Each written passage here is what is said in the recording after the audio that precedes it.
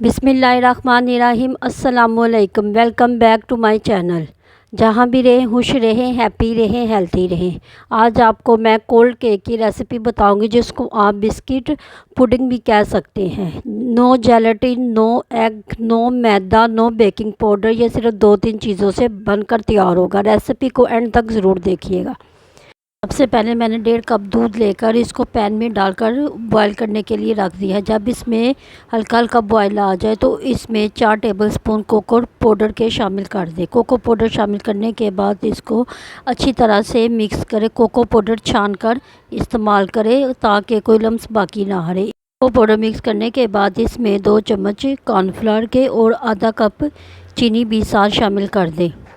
इन तमाम चीज़ों को डालने के बाद इसको अच्छी तरह से मिक्स कर लें। मिक्स करने के बाद इसमें 1/4 कप ऑयल भी शामिल कर दें। बटर ना इस्तेमाल करें, सिर्फ ऑयल इस्तेमाल करें। इन तमाम चीज़ों को शामिल करने के बाद इनको अच्छी तरह से मिक्स कर लें ताकि कोई लम्स बाकी ना रहे। इसको मुसलसल चम्मच हिलाते रहे। मुझे थोड़ा सा थिक लगा था इसलिए मैंने थोड़ा सा दूध और शामिल कर दिया है।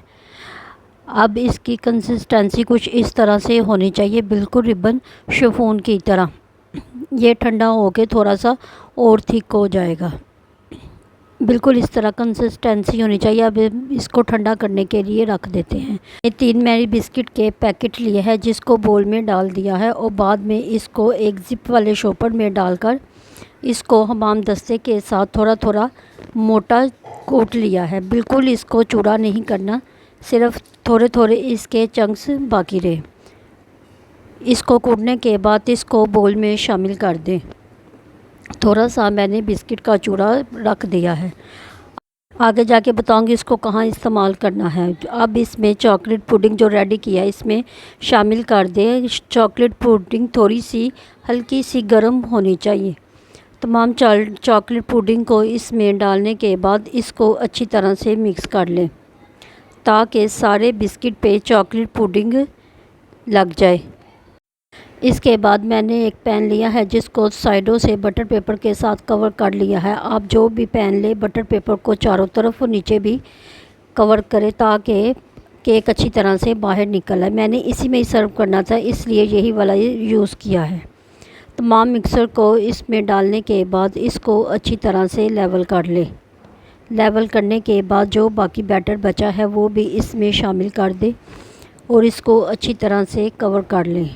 अब हम इसके ऊपर डेकोरेशन करते हैं। मैंने ये बटर पेपर के छोटे छोटे पीस काट लिया है और इसको इसके ऊपर लगा दिया है। डेकोरेशन आप अपनी मर्ज़ी के मुताबिक भी कर सकते हैं, अगर नहीं करनी तो इसी तरह भी ठंडा करके सर्व करें। बिस्किट का चूरा जो बाकी मैंने बचा कर रखा था, बिस्किट के चूरे के साथ इसकी डेकोरेशन कर लें। डेकोरेशन आप अपनी मर्ज़ी के मुताबिक कर सकते हैं। इसको क्लिंग रैप लगा के 5 से 6 घंटे के लिए फ्रिज में रख दें। आप ओवरनाइट भी इसको रख सकते हैं। 5 से 6 घंटे के बाद मैंने इसको फ्रिज में से निकाल दिया है। ये बिल्कुल अच्छी तरह से ठंडा हो गया है। अब मैं इसके ऊपर से बटर पेपर को रिमूव कर देती हूँ। बटर पेपर रिमूव करने के बाद आप देखेंगे कि अल्हम्दुलिल्लाह कितना अच्छा डिज़ाइन बनकर तैयार हुआ है। अब मैं आपको इसकी कटिंग करके दिखाती हूँ कि अंदर से ये किस तरह बनकर तैयार हुआ है। माशाल्लाह ये जिस कदर देखने में डिलीशियस लग रहा है, खाने में उससे भी ज़्यादा टेस्टी है। रेसिपी को ज़रूर ट्राई करना। अगर रेसिपी पसंद आए तो फीडबैक ज़रूर दिया करें।